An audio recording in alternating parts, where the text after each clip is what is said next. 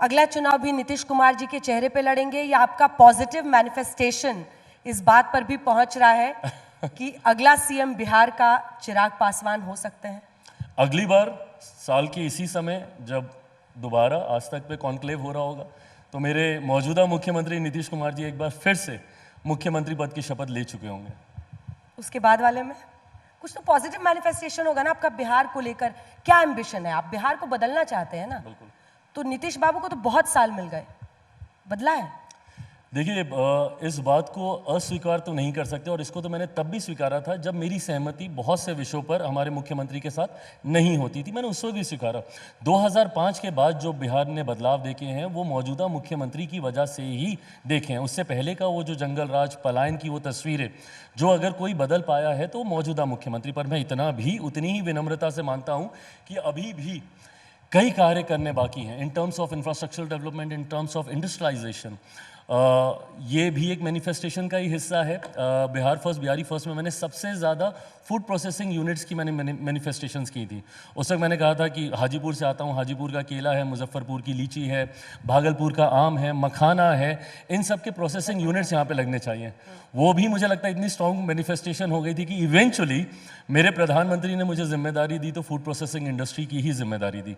अब इन क्षेत्रों को बढ़ावा देने की ज़रूरत है, इस सेक्टर को बढ़ावा देने की ज़रूरत है जिसके साथ मैं काम कर रहा हूँ। मैं मानता हूँ कि बिहार में धीरे धीरे उद्योगीकरण जब होगा, मैंने कोटा का मैंने जिक्र किया, क्यों मेरे बच्चे जाते हैं, उस तरीके के एजुकेशनल हब पटना में बन सकते हैं, भागलपुर में बन सकते हैं, दरभंगा में बन सकते हैं, बिहार के अलग अलग जिले में बन सकते हैं। इस सोच के साथ मैं आगे बढ़ने का काम कर रहा हूँ। अब स्क्रीन पर दो तस्वीरें मैं दिखाना चाहती हूँ। एक पोस्टर है आपकी पहली फिल्म का। अरे प्रभु, हे भगवान, उधर, हे भगवान, इधर भी दिख रहा है मुझे। अच्छा। और एक पार्लियामेंट की अभी की तस्वीर है। ये कौन सा मैनिफेस्टेशन है? कोई मैनिफेस्टेशन नहीं है। कल मैं मिला कंगना से एंड थैंकफुली हम लोग इनसाइड पार्लियामेंट मिले, वो भी काफ़ी खुश थी, मैं भी काफ़ी खुश था। हाँ। कि कम से कम मीडिया के सामने कोई और ऐसी तस्वीर नहीं जा रही है जिसको लेके पता नहीं क्या क्या एजम्पशन चल रहे हैं। बट क्या बोलेगा कोई इस पर? आपके पर्सनल लाइफ में भी लोगों का बड़ा इंटरेस्ट रहता है कि चिराग जी। मैं वापस बिहार पे आते हैं और बिहार की राजनीति, 2025 के चुनाव है सर पे। अंजना जी, ये क्या सवाल पूछ रहे हैं आप? तो इतना बता दीजिए कि कितनी सीटें लेंगे आप? जब 5 सीटें आपने लोकसभा में ली तो वो लगभग 12.5% है। 12.5% अगर विधानसभा में मिलेगा तो वो लगभग 30 सीट है, लेकिन आप 43-45 सीट मांगते हैं। मुझे ही नजरें दिखाने लगे गुरेड के, नहीं मैं कोई एस्टिमेट, रफ एस्टिमेट लगा रही हूँ। 45 चाहिए, 50 चाहिए, कितनी सीटें? क्योंकि अब तो बहुत कम टाइम है, काउंटडाउन शुरू हो चुका है, गठबंधन के भीतर मैं यही कागज लेकर बैठूंगा। आपने काम इतना आसान कर दिया, इक्वेशन फॉर्मूला सब तैयार है। बट ऑनेस्टली स्पीकिंग, एक बात, मैं गठबंधन धर्म की मर्यादा को तोड़ूंगा कि मैं कोई भी संख्या का जिक्र सार्वजनिक मंच पर पहले करूं और गठबंधन के भीतर बाद में करूं, ये उचित नहीं है। तो कोई आंकड़े तो मैं यहाँ पे दूंगा नहीं। बट ऑनेस्टली मैं ये बात भी बोलूँगा, मुझे लेके ना फिर वही परसेप्शन पहले आ जाता है कि मैं बहुत हार्ड नेगोशिएटर हूँ, ज़्यादा सीटें डिमांड करता हूँ। झारखंड चुनाव को लेकर मतलब इस बात को मीडिया ने क्लियर कर दिया कि मैं 5 सीटें मांग रहा था, 7 सीटें मांग रहा था, कुछ जगह तो 12-13 तक का भी आंकड़ा चला गया था। जहाँ पे मैं एक चुनाव नहीं जीता था वहाँ पे मैं 13 सीटें मांग रहा हूँ। मतलब ये तो मेरी सोच में कभी नहीं आ रहा था। उस वक्त भी मेरी सिर्फ एक सीट की ही ख्वाहिश थी। मैंने झारखंड में, इस बात को मैं ऑन रिकॉर्ड में रखना चाहता हूँ, हेमंता जी से पूछिएगा, वो उस वक्त चुनाव के प्रभारी थे। मैंने एक मांगी थी, मुझे एक ही मिली, क्योंकि 2014 में जब मेरे नेता, मेरे पिता आदरणीय रामविलास पासवान जी भी थे, उस वक्त भी हम लोगों ने गठबंधन के तहत एक ही सीट पर चुनाव लड़ा था। बस उस वक्त दिक्कत ये थी कि वो हमारे पसंद की सीट नहीं थी। इस वक्त मेरी बस सिर्फ चाहत इतनी थी कि मेरी पसंद की सीट हो। मैं अपने उस स्ट्राइक रेट को मेंटेन करना चाहूँगा। संख्या पे जाने की बजाय मैं उन सीटों को लेना ज़्यादा पसंद करूँगा जिन सीटों पर मेरा प्रदर्शन अच्छा हो, जिनको मैं जीतूँ। स्ट्राइक रेट मेरा मेंटेन रहे, मेरा लक्ष्य उस ओर होगा। कास्ट सेंसस को लेकर, गवर्नमेंट जॉब्स में लैटरल एंट्री को लेकर, इन दो मुद्दों पर ऐसा प्रतीत हुआ कि आप मौजूदा सरकार के विपरीत आवाज में बोल रहे हैं। इसकी सच्चाई क्या है?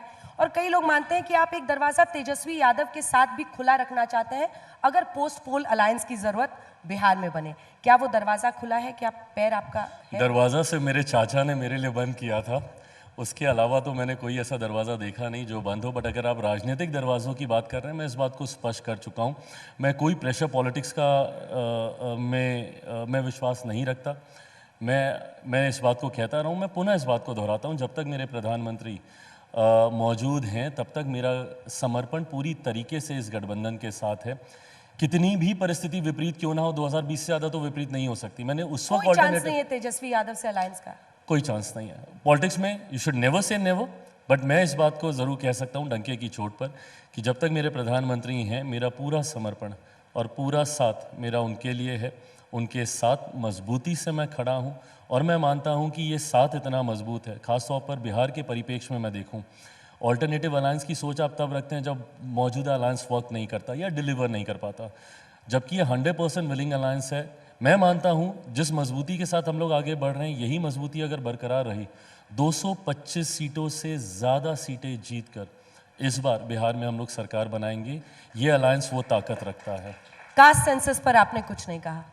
नहीं, मैं उस पर भी मैंने कहा है, मैं इसका पक्षधर हूँ। मैं चाहता हूँ कि कास्ट सेंसस एक बार होना चाहिए। इसके कारण है, देखिए फिर वही बात है, मैं जाति में विश्वास नहीं रखता तो कास्ट सेंसस की मैं बात क्यों कर रहा हूँ।